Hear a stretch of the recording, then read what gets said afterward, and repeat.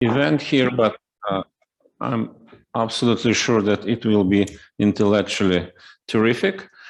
We have a privilege to host at the Higher School of Economics, Faculty on World Economy and International Affairs. We have a privilege to host Professor Anatol Lieven, who is known for multiple things. Just now, he works for Quincy Institute for Responsible Statecraft, a relatively newly established US institution, which, as I noticed recently, provokes a lot of debate in the United States. Very big people start to discuss your activities, sometimes in a critical manner, but that's very interesting that this institution represents, tries to represent an alternative view on reality, which sometimes looks to be the real view on reality because other views are much more alternative. And Anatol joined this institution relatively recently.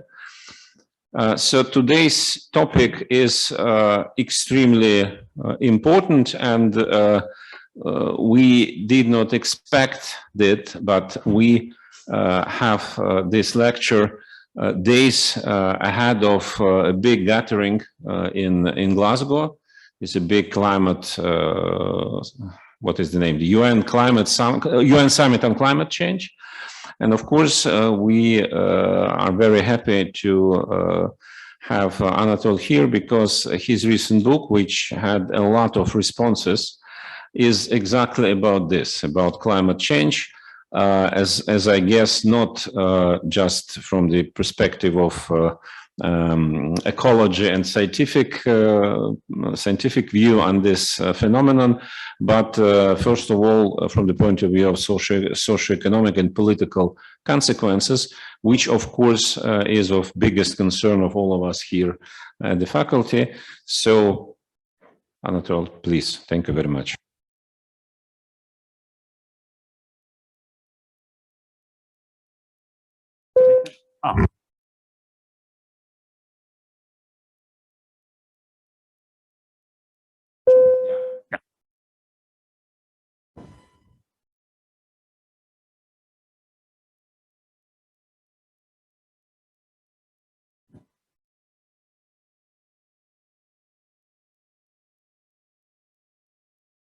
Это 25 лет. Я не жил в России, я был здесь корреспондентом, но, конечно, я понимаю по-русски. So, yes, this talk is about my latest book, which is really an attempt to apply realist thought to the issue of climate change, something which I think I can say without false modesty has not really been done up to now. And this in turn, yes, does also reflect the views of my institute, which is essentially the central philosophy is one of moderate realism, not the kind of what we would regard as the kind of pseudo-realism which dominates much of American thought and policy.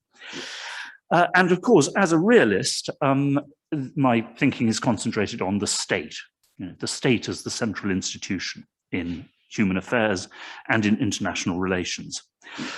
And the book comes in three parts, the first two of which are pretty much universal. The third is more specifically directed at American audiences, but I suppose everybody in the world has to be interested in America now, whether they like it or not, so I hope that would be of some interest. So the first part deals with climate change as a threat to existing states. The second part, the centrality of states and hence of state nationalism to our response to climate change. And the third part is directed towards the idea of a Green New Deal, above all in the United States. So I describe in the book, when it comes to the first part, a kind of moment of Pauline conversion I had.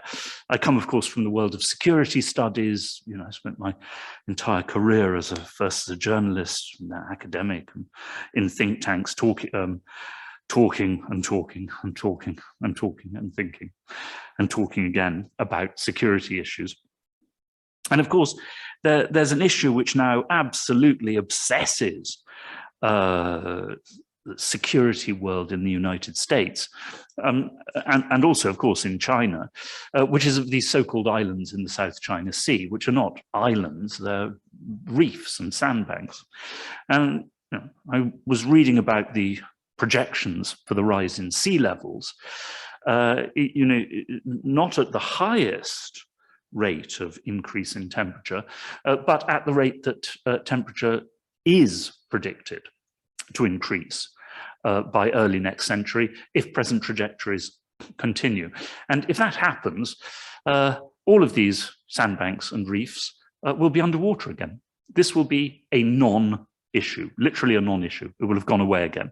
Of course, the Chinese can go on pouring more and more concrete and more sand into the ocean to try to keep these places going, to which my response to the Americans is, let them, encourage them to do so. It's no problem for you, right? And I was led by that to a thought about having been trained as a historian, but also having been very much, I wasn't, of course, whatever my unkind family may think or say, born before 1914, but the years from 1914, where shall we say, not very good years for anybody, including the Ливен family. And I thought that it was a useful and rather frightening and salutary intellectual exercise. On the one hand, to project our thoughts back 100 and whatever it is now years to 1913, and to remember how totally wrong the elites of Europe, the political elites of Europe at that time, got the real threats to their country. They were, of course, absolutely convinced that it was each other that threatened, the existence, the security of Russia, of Germany, of France. As they discovered, of course, it was the internal forces released by the First World War that were the common threats to European civilization as a whole and to all the existing states and state elites of Europe, many of which, of course, were, some of which were badly damaged as a result, some of which were completely destroyed. Looking back, you will not, I think, find many historians who would say that our predecessors in 1914 got it right. I am convinced that if we throw our minds forward 100 years to 2121, it is very difficult to imagine that historians 100 years from now, looking back, will really think that it was American-Chinese rivalry over predominance in East Asia, or American-Russian rivalry over an expansion of NATO, which is not going to happen anyway. That was really the biggest threat to all our systems. So that is the sort of starting point of the book. And I then go on. I don't go into the science. I am not a scientist, and I think that, as in every other issue with rational people, there appear to be rather fewer rational people in the world, or at least in much of the world, than we may have assumed in the past.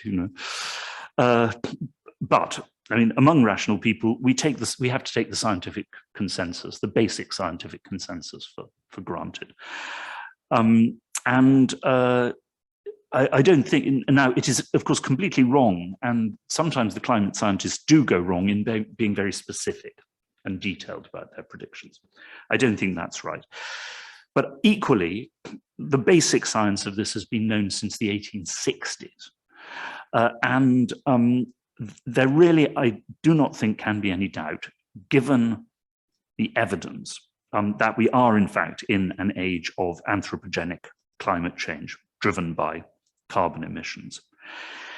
And that in the longer run, but not the very long run in historical terms, there is an uncertain, possibly small, but non-negligible possibility of this proceeding so far and so fast that it will in fact destroy modern civilization. This is linked to what have been called tipping points and feedback loops. And there are a number of possible scenarios. They might all happen simultaneously. One of which is, of course, the melting of the ice of the Arctic, which, of course, does not just raise sea levels itself, but it diminishes the reflectivity of sun. It increases, no, it reduces the reflectivity of sunlight into space, thereby driving still further increases in temperature. And then, of course, of key importance as far as Russia is concerned and Russia's responsibilities, there is the threat of massive releases of methane from the Arctic permafrost.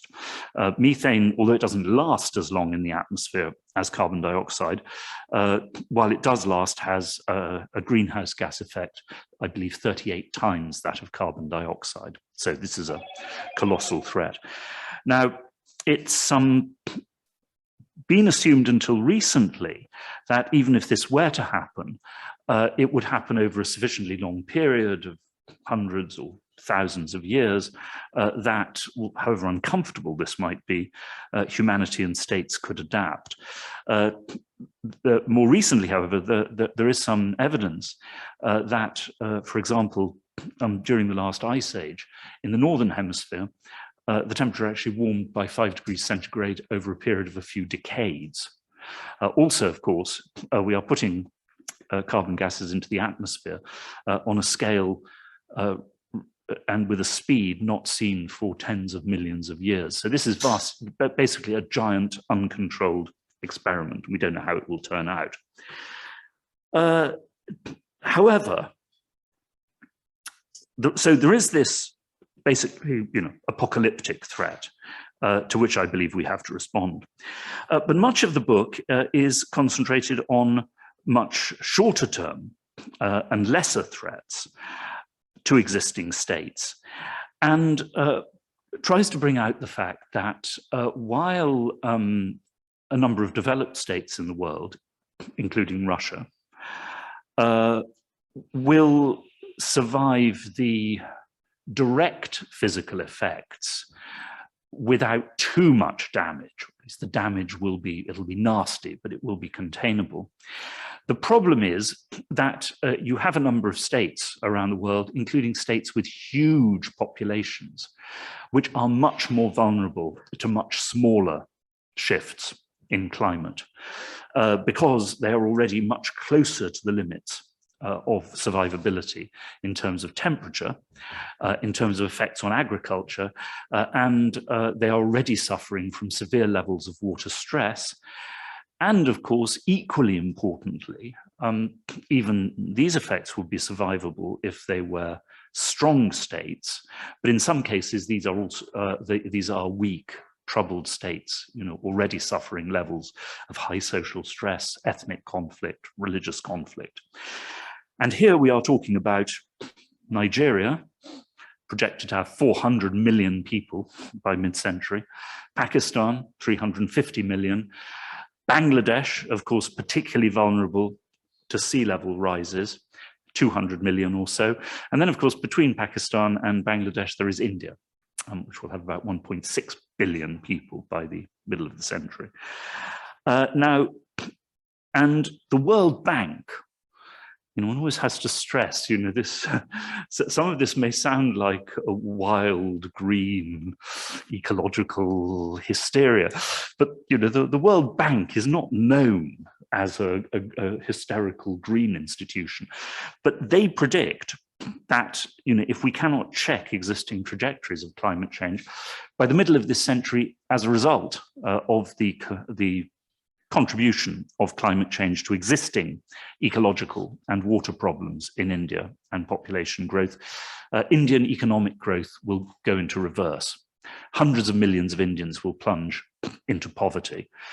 Now, they may survive, we may be able to prevent mass famine, but even if we manage to do that, the political and social consequences of such a reversal of economic growth would be catastrophic for the existing Indian system. And so, but of course, Nigeria, Pakistan, much weaker states. And certainly as far as Europe is concerned, the states of the Sahel and Western Africa are the biggest threat. And this, of course, is essentially because of migration. Long before the direct physical effects of climate change on our societies become really dire, the knock-on effects on weaker societies of migration may well be such as to threaten the nature, or at least, or indeed the survival of our existing political systems. Possibly not Russia, because Russia may turn out to be a tougher system, but certainly Western liberal democracy. I mean, it seems to me this is pretty incontrovertible, although it is endlessly controverted in liberal thinking in the West. But if you look at the opinion polls, you know, from America through France, through Germany, if you look at the more specifically, of course, the answers given by people for voting for Trump, for Marine Le Pen in France, now for, of course, Eric Zemmour, a much tougher and more radical right-wing version of Le Pen and the Front National.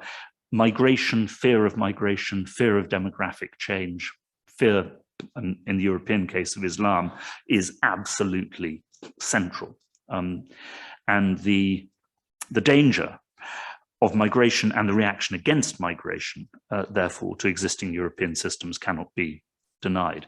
But in the case of Russia too, I always remember a conversation I had with a regional deputy governor in Siberia a few years back, who was congratulating himself and his region on the fact that climate change would allow them to grow grain and oranges in northern Siberia.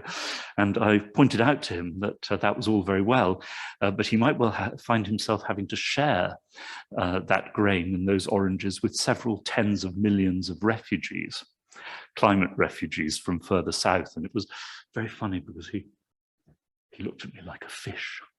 I said, "Ach, я про это не подумал." He didn't think about it. Now, the second part, the centrality of states to the response, because I didn't really know how it is here in Russia, but in the West, the classical environmental green response has been, oh, we must strengthen international institutions. You know, the only way to combat climate change is by basically strengthening global governance. Well, I mean, I'm not against in any way international cooperation or international agreements. They are in fact critical. I'm not against international movements. I've, somewhat surprisingly perhaps given my background, I've had a good deal to do with Extinction Rebellion. But in the end, their whole purpose is to get states to act. The Paris Agreement in itself can do nothing. The Intergovernmental Panel on Climate Change has no executive power. The UN itself has no executive power. The whole point is to persuade states to take action. And I think this is also the lesson of COVID. It would, of course, have been vastly better if we had had more serious international cooperation in combating the pandemic. But in the end, there was a whole range of things that only states can do in response, in terms of lockdowns, closing borders, vaccination campaigns, although some states could have been tougher in implementing these, and so forth and so on. So the question is, how do you get states to act? Of course, the other point, a realist one, but I think also a commonsensical one, is that, you know, anyone who seriously thinks not just that the Russian or the Chinese or the Indian, but also the American governing elites are going to surrender serious domestic executive power over their economies and societies to any international institution are dreaming, as they say in Australia. It's not going to happen. Or at least if it ever does, it will only be because everything has fallen in on our heads and things have already gone completely to hell.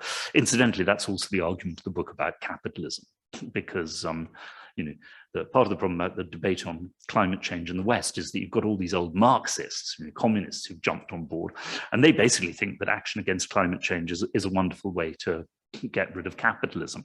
Well, climate change may well get rid of capitalism, but it will do so through universal collapse and catastrophe. If we wait, you know, to get rid of capitalism before taking action against climate change, it'll be too late to achieve anything. So the question then becomes, so states are central, how do you motivate states to act? And up to now, except for migration, of course, most of what I've said gets a, you know, an approving look from you know, people on the left and the environmentalists in the West. And then I mention the word nationalist, nationalism, and they all start to, oh dear, oh dear, oh dear, oh dear. Maybe I should have called it patriotism, which sounds much nicer in English. But I thought that was a little bit cowardly, really, because, you know, in India, you talk about civic nationalism. In France, you talk about civic nationalism. Well, civic nationalism and patriotism are basically the same thing in the English discourse. You know, it's civic as opposed to ethnic, or as I would say, state nationalism. Because civic nationalism, as described in the West, comes automatically with this great package of democracy and freedom and human rights and so forth. That may not be the critical distinction. The critical distinction is between a nationalism centered on loyalty to the state, to a multi-ethnic state by people of different ethnicities and religion, and ethnic or ethno-religious nationalism. And of course, ethnic or ethno-religious nationalism, as Putin pointed out in an essay 10 years ago, I think, would be a catastrophe for Russia as a great multi-ethnic state. But by now, that is also true of the West, though for different reasons to do with immigration. You know, any return to a narrow ethnic nationalism would tear apart virtually any developed society, except for the Far East, of course, Japan, South Korea, and so on. Or China, who are doing their best to abolish ethnic minorities. So the centrality of state nationalism. Why is nationalism so important? And here I make a number of different arguments. One is because, as has been pointed out again and again and again, a key problem for action against climate change is that you are asking present generations to make sacrifices, and the sacrifices are real for the sake of future generations. And the direst effects of climate change will only kick in, well, certainly when I'm gone, probably when most of you are gone as well. We'll be doing it for our children, grandchildren, great-grandchildren. And that is very difficult as far as, you know, appeals to the ordinary un moyen sensuel, as they say in French, the ordinary sort of, you know, materialist citizen. However, the nation, by definition, is something that exists through time. The idea of a temporary, provisional nation is a nonsense. And therefore, nationalism, by definition, is something that cares deeply, it's genuine nationalism, about the future of society into the further, you know, into future time. The idea of, I mean, asking for military sacrifices, or indeed making any kind of long-term state plan for the sake of one generation, is ipso facto nonsensical, contradictory. So nationalism for sacrifice for the future. Secondly, nationalism as a basis for national and social solidarity, in order to build resilience against the effects of climate change, because it's pretty clear by now, well, it's already evident if you look at what's happening, that whatever we now do, there will be some pretty nasty effects of climate change for decades to come. Not catastrophically bad, but bad enough and of course adding to existing strains. So we need to strengthen the solidarity of our countries. And finally, linked to sacrifice, I suppose, is the issue of responsibility. Because in the West, and I think what happened in Afghanistan, you know, it's a particularly dramatic instance. But, you know, I have got so tired of this endless talk of our responsibility for this and our responsibility for that. And, you know, and none of these people feel any real sense of responsibility at all. They will never make any real sacrifice. And also they can't be held accountable for what happens, you know, in these places. I've had a lot to do for my sins with Western aid organizations. They're just more bureaucrats. You know, they hop from one country to another. But, you know, if they fail totally in Afghanistan, well, they'll hop over to Ghana and then they'll fail totally there. And then they'll hop over to, you know, Colombia and fail again. And nobody will ever hold them accountable. There is no means of doing so, nor will they hold accountable those West, you know, civic organizations in the West who support them. So you've got to be able to tie people to some specific form of responsibility. For me, begins at home. So that's the second part. The third part, sorry, I should finish so we can have a conversation, is directed at the United States and is focused on this idea of a Green New Deal. I support Biden's program, though, of course, and I wish it went much further, but even, you know, the program that he does have doesn't seem to be able to get through. So the last section is, well, obviously it's an appeal to Republicans to take climate change seriously. Once again, I mean, here with an especially, you know, American appeal, the appeal to nationalism and to considerations of national security is an attempt to do an end run, as they say, I believe in American football, around the cultural opposition to climate change belief and action in America. Because the terrible thing in the United States, less in Europe, thank God, is that by now, you know, among Republicans, climate change denial hardly pretends to be based on evidence or rational argument. It has become a marker of ethno-cultural identity. You know, we are, they wouldn't necessarily say white conservatives, but often that is at the heart of it.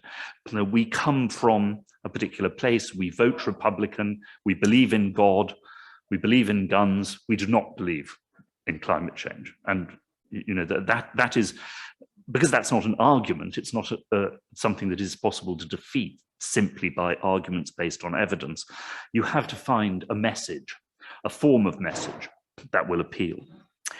The second part of this, which would have been very familiar to Eisenhower, to Theodore Roosevelt, to previous generations of American Republican leaders, but has been banished by this extraordinary ideological rigor, hysteria of the free market in the Republican Party over the past 40 years, is an argument for the welfare state as a conservative and national project. If you look to the origins of the welfare state in Europe, it was actually in many cases either conservative governments or governments that were thinking very hard about the threat of war who first introduced welfare states. Because, of course, they were afraid that if you didn't support the population in this way, then in the event of war, your societies would disintegrate and explode into a revolution, which of course happened in Russia, which couldn't afford a welfare state of that kind. So conservative argument for the welfare state aspect of the Green New Deal. The third part is an argument against woke liberalism as applied to the climate change issue, because just as the radical anti-capitalists have jumped on climate change. The argument in the book is that we have to help save capitalism from itself, as previous generations of European reformers did. but just as the radical socialists have jumped onto the climate change issue, you now have this, to me, I mean, quite absurd attempt to load anti-racism, gender politics, all these things onto climate change. Look, it's not for me to say whether this is morally justified, but it is most definitely politically catastrophic when it comes to trying to appeal to even moderately conservative and white voters. So the final argument, which I fear was completely confirmed by the last US elections, is that if we want, where of course Biden won, but by a majority so slim that it has not allowed him, especially in Senate, of course, to actually push his program through, that we need to turn action against climate change into a truly national issue. As a result of this combination of arguments, I think it's fair to say that the book is hated by just about everybody in one way or another. But as Fyodor will confirm, that is not unfamiliar for me. Thank you.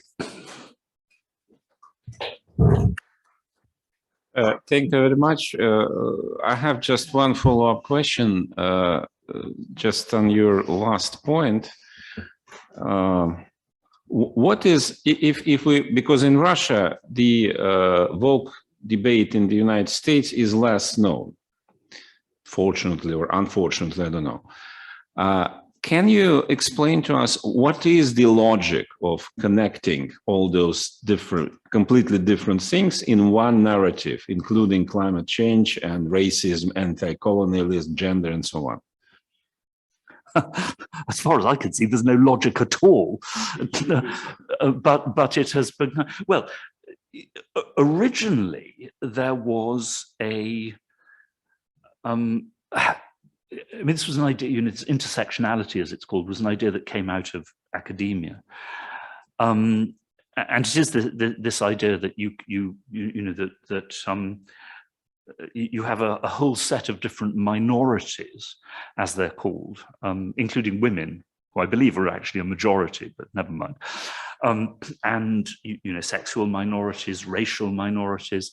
Interestingly enough, you see, class has been largely left out. This is very strange because these people think they come from the socialist tradition, but class is really pushed to one side, which, by the way, is something the white working classes in America do notice. But you see, I think the reason that this caught on was that the Democrats had this idea, which, you know, when you think about it, everyone thought this, oh, this is fine, this is natural, this is, you know, not problematic. They talk quite openly about how immigration, above all, and also differential birth rates, we're going to mean that, you know, over a relatively short space of time, whites were going to be reduced to a minority in America. I mean, big plurality, but, you know, not an absolute minority. And because these other groups had always traditionally mostly voted Democrat, Latinos, other immigrants, blacks, gays, that was going to make the Democrats the permanent party of power, basically going to rule America after that forever. Now, you know, I was a journalist in various other parts of the world. Just imagine if a party in Serbia or Georgia, Armenia, in India, came up with a public statement like that. We'd all say these people are insane. They are actually launching an invitation to civil war.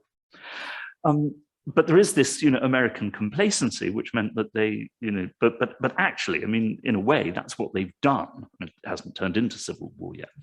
But you see, there was this democratic calculation. This is wonderful. We put all these different groups together and we rule forever. And so then this got this grip on liberal thinking in America, and it, I'm not quite sure how, but certainly, I mean, in American academia, it did achieve a kind of monolithic hegemony, which is exercised pretty harshly to suppress dissent. And then, once you have this ideological monolith, of course, it gets almost automatically, unthinkingly applied to every issue, however irrelevant. Not just however irrelevant, but also, as I say, how politically disastrous. Because, of course, the core argument about climate change is if we really fail to control it, then there will only be one group of humanity which will be truly immune, and those are people I call the foams or foems, the friends of Elon Musk, because they will all get onto spaceships and travel to Mars. But the rest of us, rich, poor, black, white, gay, whatever, will be stuck in this disaster. Incidentally, there was a rather amusing, interesting piece by a guy called Douglas Rushkoff, an American, probably Russian by origin, sort of futurist thinker, who said he was invited to a workshop of leading California, IT billionaires. And he said that this shows these are clever people with a sense of history, or maybe they've just read a lot of science fiction. He said the question which kept coming back was, in a future of social collapse due to climate change and other things, how do we ensure the loyalty of our security guards? In other words, we're going to need guards. How do we stop the guards taking over? Well, I suppose one answer is if you have robot guards, but then, well, there's quite a lot of science fiction about that as well. So, yeah. Well, I can just add that there's another group of those who will survive, not only friends of Elon Musk, but also friends of Dmitry Rogozin. So we have our option. Igor. Okay, thank you very much. So I am happy to be here, and thank you, Anatol, for such a comprehensive overview of the realist perspective on climate change. I'm not a realist, and I'm not a specialist in international relations, first of all, but I'm an economist. But what unites state-centric realists and economists is that we do not believe that any significant efforts may be made for common good. Sorry, say again? We do not believe that any significant efforts may be made for the common good. Yeah, so the difference is that realists, they believe that any significant efforts may be made only if something starts to be considered as a threat for the state, for security, first of all. But economists believe that any significant efforts may be done for profit, just for profit, when the sources of profit appear. We do not believe, yes, that anything may be done, and huge investment in reduction of emissions and huge efforts to cope with climate change may be done just for common goods and just to save climate. I fully believe with that.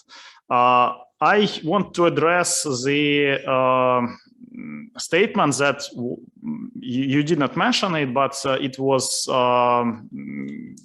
it was quoted in your in the introduction to your book, which I read, contrary to most of the people who are present here. This was the statement that the famous narrative "think globally, act nationally, act locally," it's actually transforms to the narrative "think globally, act nationally" in the real world. And I fully believe with that. I think that really international institutions in most of the areas, but especially in the area of climate change, they fail if they are not complemented, if they are not, if the nationally determined policies do not supplement them. We see the example of the Kyoto Protocol, and moreover, we see the example of the agreement which should substitute Kyoto Protocol, which was negotiated in Copenhagen in 2009. So the universal agreement which should like push all the countries to reduce emissions significantly, it failed. And the Kyoto Protocol also failed as a attempt of solving global problem with only global solutions. Paris Agreement is different, and it is an agreement of absolutely different kind. So it is, of course, global, and it is universal, but at the same time, it's actually not the international agreement, it's just the coordination. It's just the instrument of coordination of different national climate policies. So under Paris Agreement, each country determines its climate policy, not only at the level of instruments even, but also at the level of objectives, or the level of quantitative targets itself, based on its own vision of the future of its economic systems, energy systems, some other priorities, and so on. So actually, Paris Agreement is just the coordination framework. It is not the strong international agreement, which is, by the way, much better than the Kyoto Protocol, which tried to set some universal and some objectives for the government from up to bottom. At the same time, there are a lot of discussions nowadays that corporations and business in general, including banks, they may be the major drivers for the green transition, and they may be the major instruments to solve the problem of climate change. And we see nowadays the expansion of this ESG agenda all over the world, including Russia. Nowadays in Russia, the ESG is discussed everywhere, absolutely everywhere. On the other hand, we have the ideas like the ideas of Klaus Schwab and his supporters that business should take much more social and environmental responsibility, and like take the part of this responsibility from the states. But at the same time, we see that this business which should take the part of this responsibility from state, it's on the same time, it depends to the larger and larger extent on the states themselves. And we also in our laboratory for climate change economics, one of the projects we did is the monitoring and comparison of climate policies, climate corporate policies in different oil and gas companies. And we see that there is a strong correlation between the climate policy of climate targets and climate ambitions of particular oil and gas companies and climate policies of the states where these companies are located. And there are many examples like that. So corporations, of course, they make contributions in emission reduction because emissions are generated by them. Primarily, but at the same time, they can hardly be the major drivers of green transitions themselves, because anyway, they are led by states. So I fully agree with that. I wanted to add some Russian dimension, some Russian context into this discussion, because many things that you described without any examples from different countries, or with examples of countries other than Russia, they are very relevant to Russia itself. So you, of course, know that nowadays Russia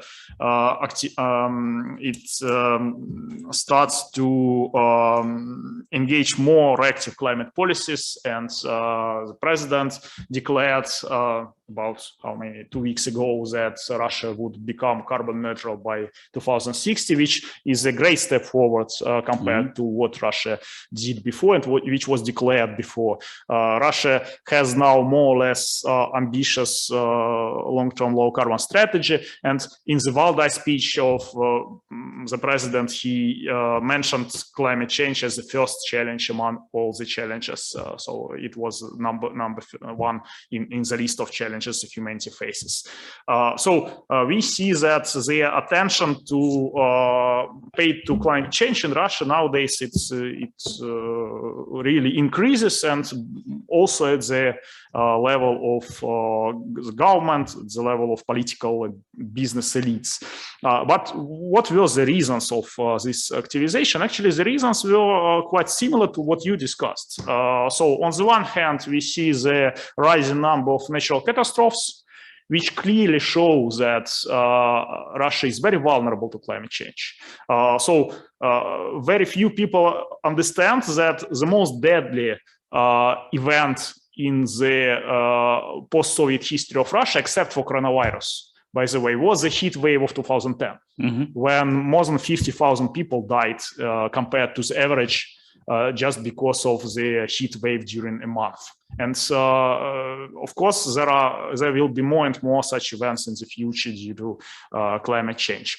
Forest fires for the last 10 years, nearly every year, the new record on the forest fires on the square exposed to forest fires and so on. And it became really one of the most important national emergencies in Russia for the last decade. And the melting permafrost, of course, also we see more and more evidence of the impacts of melting permafrost. And last year we had the disaster in Norilsk, near Norilsk, where there was a huge oil spill, diesel oil spill due to, first of all, due to melting permafrost. And so these events, they show that Russia is really vulnerable to climate change, even despite many people still believe that Russia may win from that. And even, by the way, not only in Russia, these people believe in that, but for example, in Stern Review, which was also cited in your book, and which is one of the most fundamental papers on climate change economics issues, it is stated there that Russia and Scandinavian countries are among the few who could win from climate change, which is actually not true at all. Russia won't win from climate change, and also because of migration, which you mentioned, but also because of just physical risks that affect Russia. Many people in Russia just do not realize the scale of the permafrost and the square covered by permafrost in Russia and the potential impacts of melting permafrost in our country, given that it covers more than 60% of the territory. Migration issues are also very important. Actually, one of the research tasks which are very interesting for me, but unfortunately it is very difficult to do it, is just to separate climate migration from labor migration from Central Asia already now, because we see the huge flows of labor migration from Central Asia, but actually part of this migration is indirectly it is climate migration. Yes, because people, especially in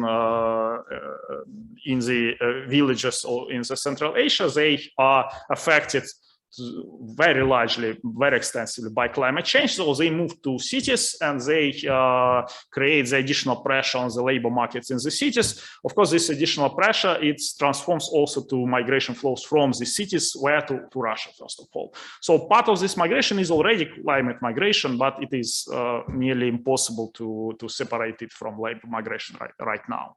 But on the other hand, there is another dimension of this activization of climate policy in Russia. It is associated with the term which is called green menace, which is also very green threat.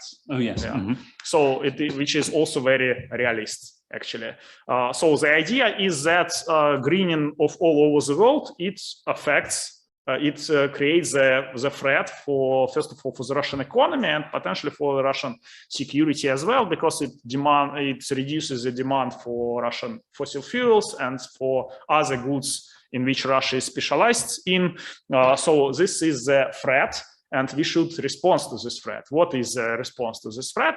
One response is decarbonization, which is pushed nowadays, and the other response is diversification of the economy, which is also very widely discussed for the last 20 years, but probably it can be combined with decarbonization, and it may give the result in combination. So this, which is also very important, and I think it's a very strong argument in favor of like your vision of how countries react to the challenge of climate change and how they become greener, what factors determine the climate policies of countries, is the fact that all this activization of climate policy is started after what? After the European Union declared the idea not of European Green Deal, but the very concrete idea of carbon border adjustment mechanism. Yeah. So this is a mechanism which supposes the like imposition of some additional tax. So it is not a tax, but on the border for against goods which are imported to the European Union. This tax, this adjustment payment, is paid by importers, not even by exporters, so not by Russian companies, but by European companies who import goods from Russia or from anywhere else.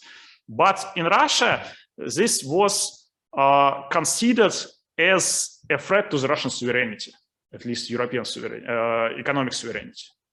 So despite the fact that this CBAM, it affects actually like 2% of Russian exports, and it's just affects even less than 20% of Russian exports even to the US, and not all these exports is affected. And some companies will actually have some new opportunities in the European market. So the economic losses from CBAM are not very large actually.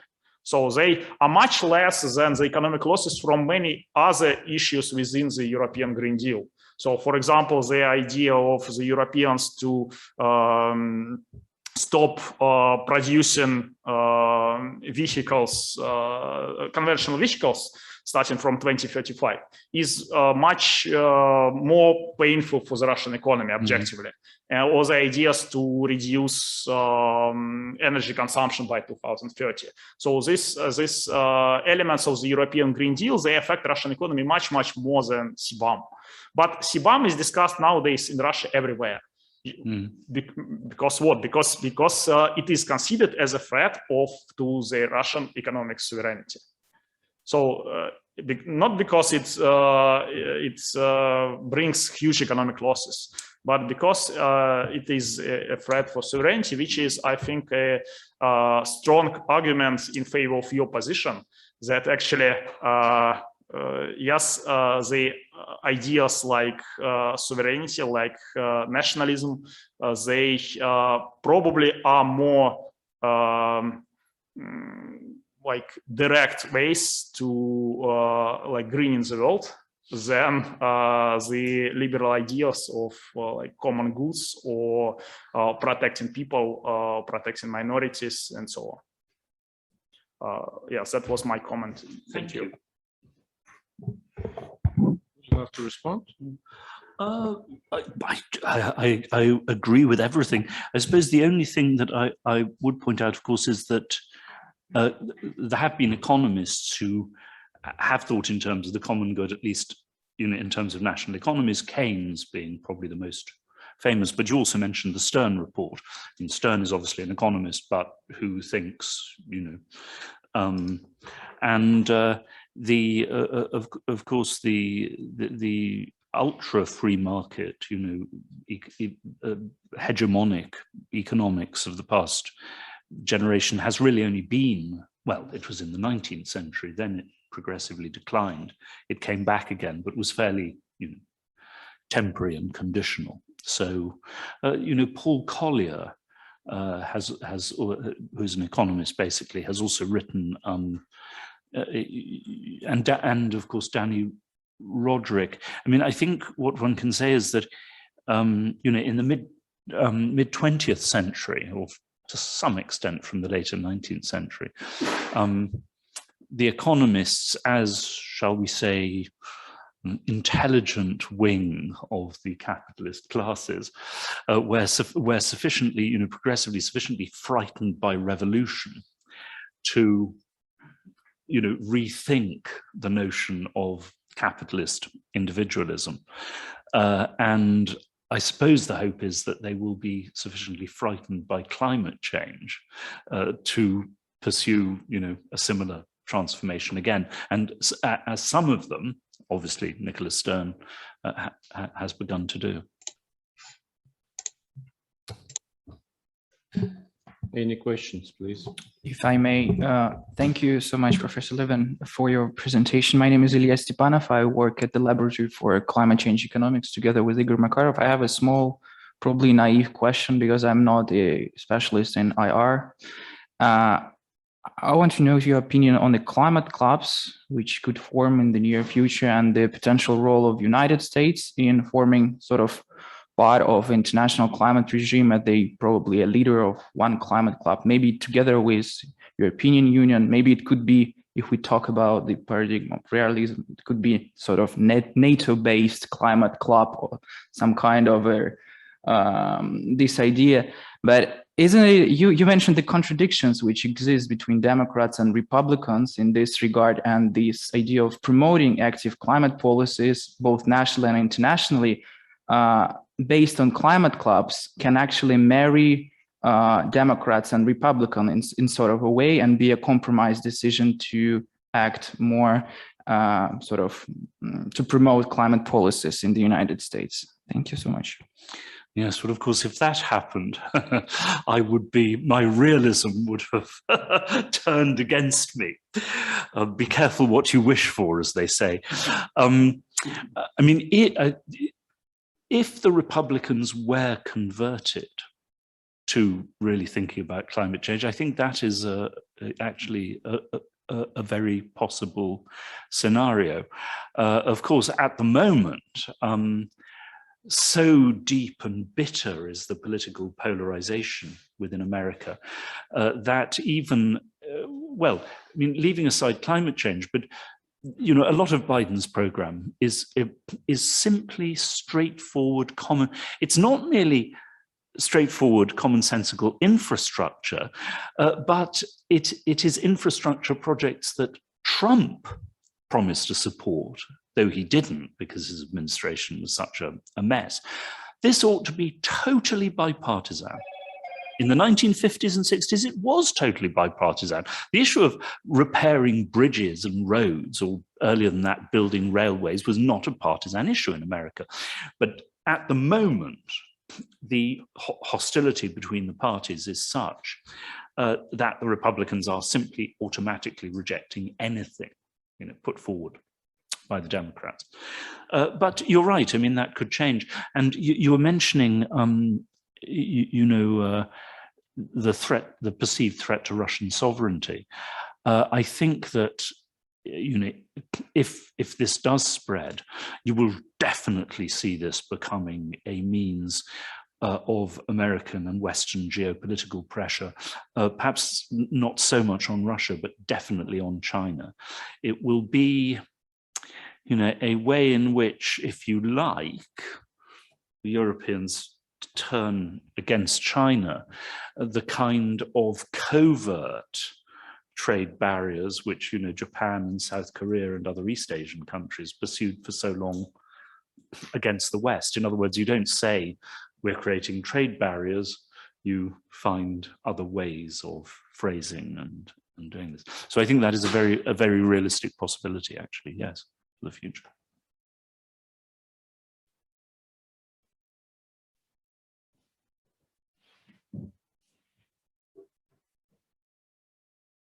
Thank you, Professor Ливен. My name is Evgenia Prokopchuk. I'm production editor at Russian Global Affairs, and my research interest is actually climate agenda in transatlantic relations.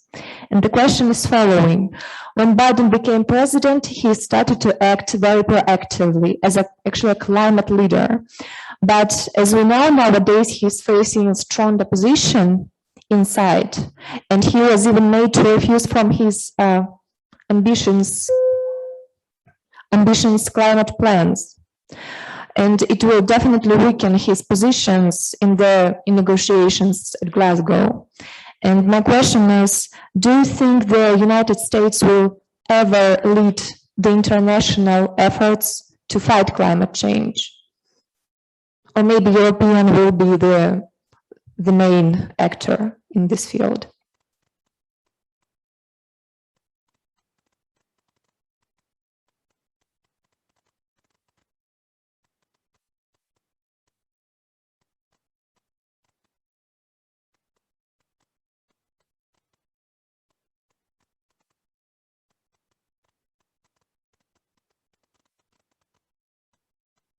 Sorry, I should turn this on.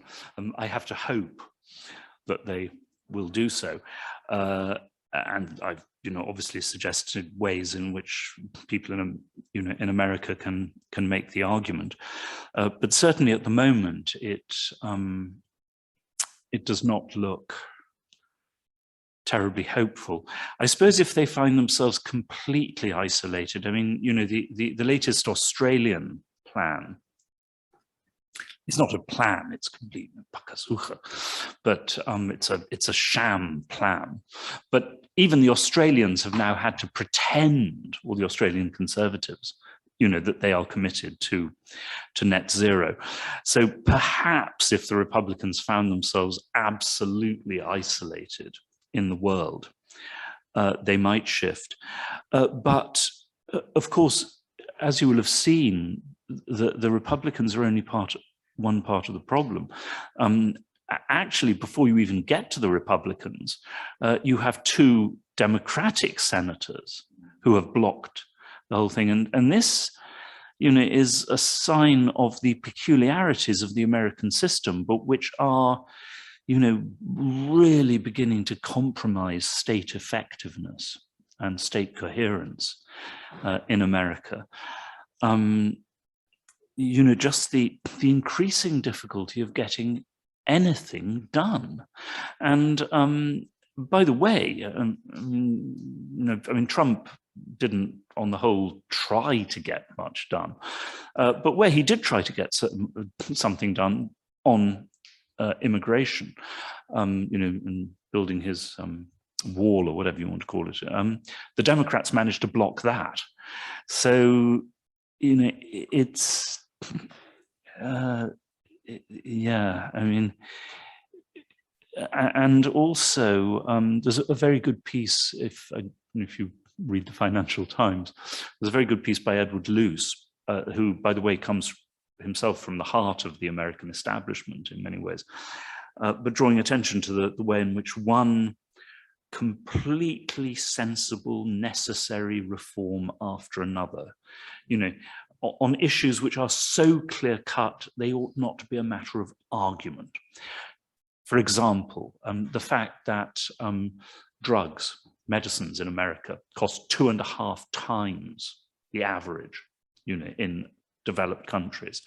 And yet attempt after attempt to impose caps on this in America have been defeated in Congress simply by the power of the drugs companies, the power of money, to buy senators and congressmen.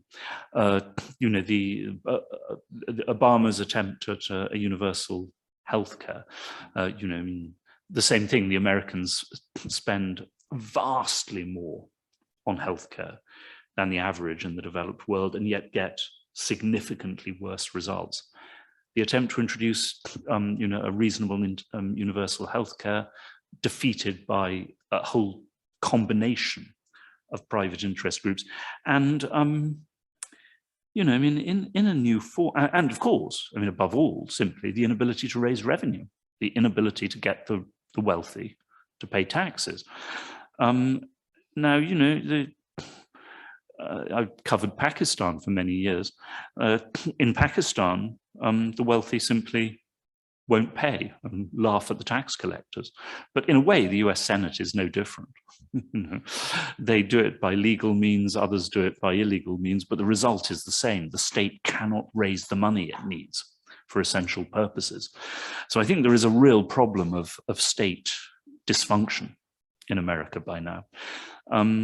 Except, as one has seen with so many states, they keep, of course, an enormous military going. But even the military is, and this is why perhaps, these figures that, America spends as much as the next 7 countries put together, is somewhat misleading, because American military spending too is, unbelievably wasteful. And that is in part because it is politically determined. American generals themselves have complained the Congress keeps forcing us to buy tanks that we don't want and can't use and haven't asked for, because of course it's job creation schemes for their own states. So it's it's a bit of a mess by now. I mean, lots of places are a bit of a mess, right? Or a lot of a mess, but we're not. Well, I suppose this has been growing for a long time, for more than 20 years now, but it's interesting. We haven't been used to think of America as suffering from Pakistani problems, but in a way it is.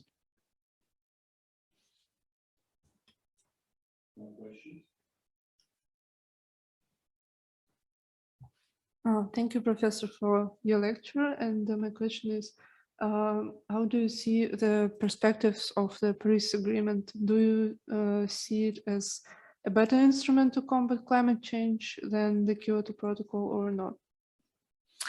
Well, I think it's certainly better.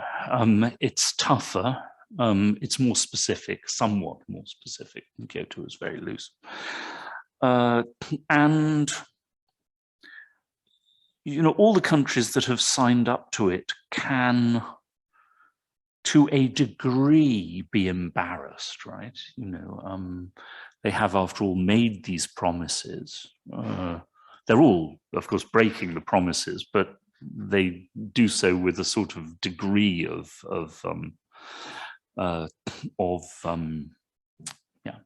embarrassment. But once again, I mean, the point is to get states to act, and many of these national programs are so far, well, to put it politely, shall we say, somewhat vague, and sometimes, as with the Australians, appear to be completely, lies, basically, have no intention of meeting the demands. By the way, on that score, you mentioned ways that Russia can take the lead, and there are three areas where, in my view, Russia could try to gain a certain technological lead, at least compared to the West, in part because of a greater domestic political freedom to act. At least not so much the first one, but certainly decarbonization and carbon capture, because there is now, the point is that all these technologies are gambles. They're not there yet. They are, but then every great technological breakthrough is a gamble, right? You don't know what's going to work. But research into carbon capture has to some extent been hampered in the West because, for a long time, the conservatives were not really interested in any of these issues.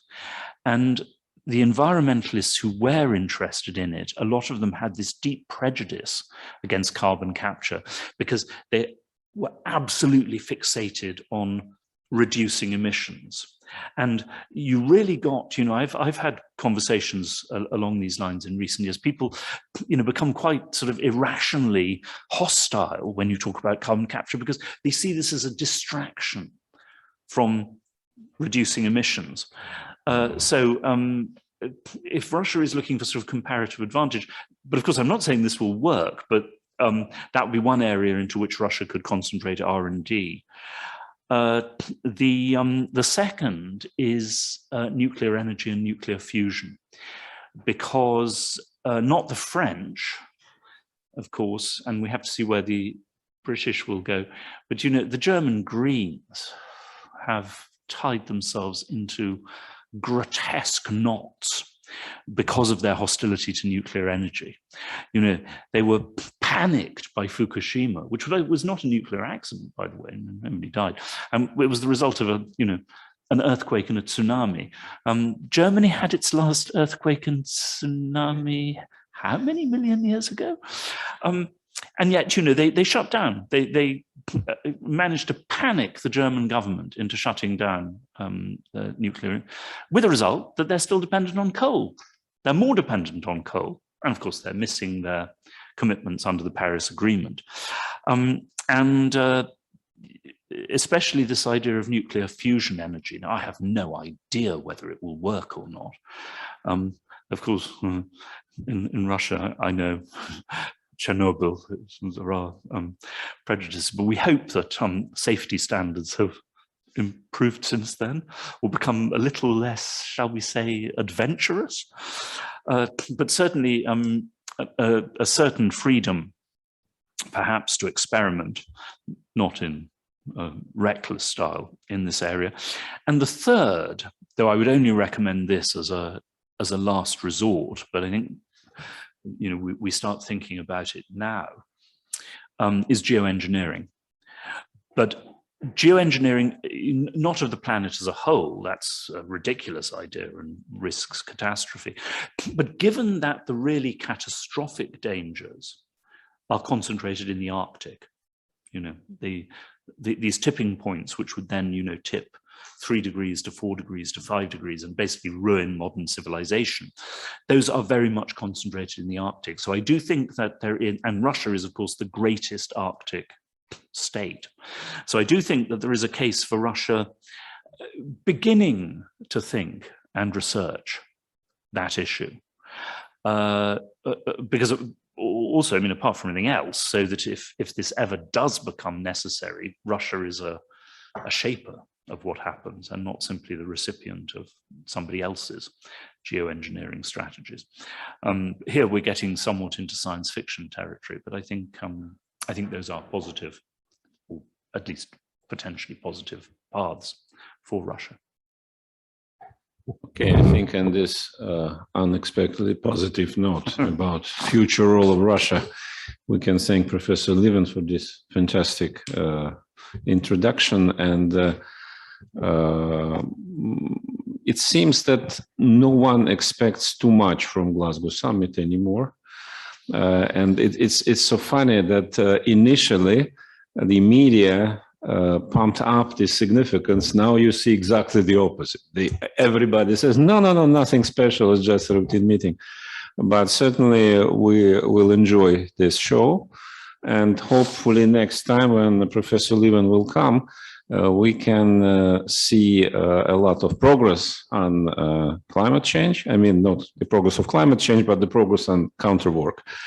And hopefully the clearer line of the Russian government, because as you mentioned, both of you, the interest on the side of Russian president and Russian government is enormous, but at the same time, it's still pretty chaotic combination. We cannot be proud of that level of lobbyism as in the United States, but I think indeed we have many different interest groups with completely different ideas here. So that will be very interesting to follow. Anatol, thank you very much. Thank you all for coming.